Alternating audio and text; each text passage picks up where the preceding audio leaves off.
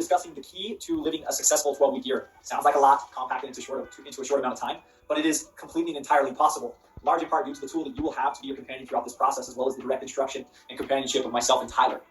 The truth is that a successful 12-week year really comes down to planning and execution. Like we said earlier in modules, execution happens daily, weekly. It doesn't happen monthly. It doesn't happen quarterly. Reflection can happen monthly and quarterly, but planning and execution needs to happen on a very consistent basis. Something that we want you to remember is, and you've heard it over and over again, but growth is strategic. It happens by design. It doesn't take a day off, okay? And you need to let this bleed to the forefront of your mind in everything that you do. You are strategic. You do live by design. And as you do this, or by so doing, you experience higher rates of progress. Now the question always becomes, how do I do that? How do I do that, Dallas? How do I do that, Tyler? How do I live within that frame of planning and executing daily? How do I deliver on the things that matter most? And in this section, we are going to cover exactly that. How to plan and how to execute on the things that matter most. How to plan so that execution becomes an inevitable part of your life, an inevitable part of your day-to-day. Let's talk about three really important pieces, or three really important parts of effective or to effective execution. And those three parts are my vision and my goals. Okay, we're going to come back to that. It comes down to your daily pages, your daily mindset, and then it comes down to three, reflection and revision. First, you're going to love what this three-step process does for you.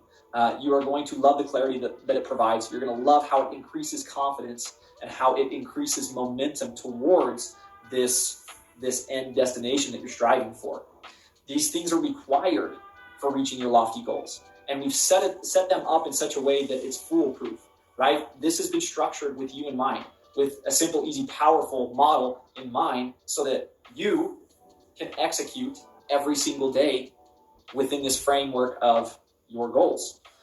The daily outline, you will see that it highlights some very specific parts of your mindset, right? Things like gratitude, things like learning, things like optimism, all of which are imperative for you to be able to stay on track.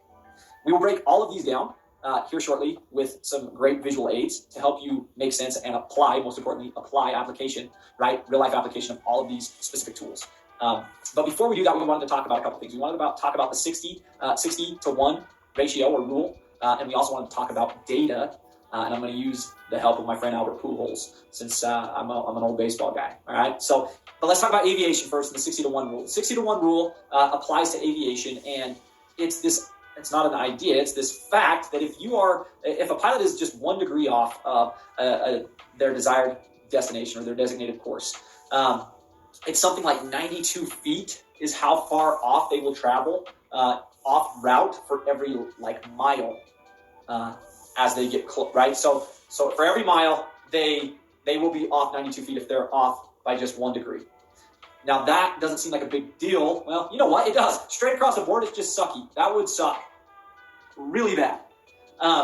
Over the course of 60 miles that you travel, you would be so far off course, you wouldn't even be able to recognize anything. So the further you go, the further off course you'll be. Hopefully my muddied explanation of the 60 to 1 rule made sense to you. The point is that same logic for aviators, for pilots, the same logic applies to us in our own lives, in business and in life. If we are just 1 degree off, the further time goes on, the further off track we can become. It comes down to us making strategic course corrections and having the right tools in place to be able to do that. I guess you could call this our radar, right? Now let's talk about data. Data. So important. In the game of baseball, data plays a huge role. The game has drastically changed over the course of the years. Data and analytics have become an integral part of every single team's approach. They study hitters, they study defenses, they study pitchers. I want to talk particularly hitting. Now, as I was growing up, Albert Pujols, he was one of the greatest hitters to play in the league. And they called him the machine. He was automatic. As time went on, later in his career, data and analytics started to play a bigger part, and teams started to implement what was called the shift. Now, there was no one person that was affected more by this than Albert Pujols. The shift was a disruptor in the game of baseball. And Albert Pujols suffered, his statistics suffered. Basically, from up until 2008-ish, he had an average that was above 300. And fast forward to now, right? He's still playing, but post 2009, Albert Pujols' batting averages dropped 50 points over the course of that 10-year gap. That's a lot for a guy who was pretty much automatic. He went from being an above 300 hitter to a below 300 hitter. Teams got better defensively. They started paying attention to the data, his patterns, and they started making adjustments. As a hitter, it's a little more difficult to make adjustments, but those adjustments didn't really happen on Pujols' end as much as they were the defensive end, and his statistics, his success at the plate has been diminished because of the adjustments and because of the data that was compiled and the decisions that were made. Hopefully that explanation was a little bit clearer on the importance of data in your own life. Your life is providing you data, and it is your job to compile it and make the best adjustments possible. You're going to find three very strategic questions that we're going to cover, which are what's working, what's not working, and then most importantly, what am I going to do about that? You gain control through that question progression, right? And we're going to dive deeper into this whole idea of data and taking the data your life provides you and making adjustments accordingly in future models, as well as these visual pieces that we're about to share with you. So there's three other things I want to touch on with you really quick before we cut to our visuals. One, there's three stages to achieving your goal. And stage one is target goal, right? The finish line you're trying to get to. This could be a property under contract, a close on a property. It could be $5 million of investor commitments. It could be really anything, whatever you define. And then 2 major progress points. These are key indicators, milestones that will produce the target goal, that will produce the desired result. Most people can define the goal, but very few can achieve their goals because they don't define the plan in enough detail to get them there. And major milestones are a part of that process. Milestones should be clear. They should be trackable objectives, which can be measured so you can monitor your progress, right? And these milestones, they have to be linked to your end goal. These are sub-objectives, right? Once these are determined, they'll help identify the daily actions, the daily things that you need to be taking action on, that you need to be doing. For example, if your target goal is to have $5 million of investor commitments, okay, milestones might be getting your brand set up or adding 100 accredited investors to your database.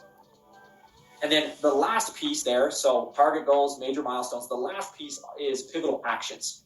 The daily piece, the daily actions that will help you make it to the milestones and ultimately the target goals, right? So there's these layers that we have to be clearly defining in order for us to get there at the end of this 12-week process. Absolutely. So for example, pivotal actions, to add 100 accredited investors to your database, the actions and tasks might be to achieve two investor conversations every single day.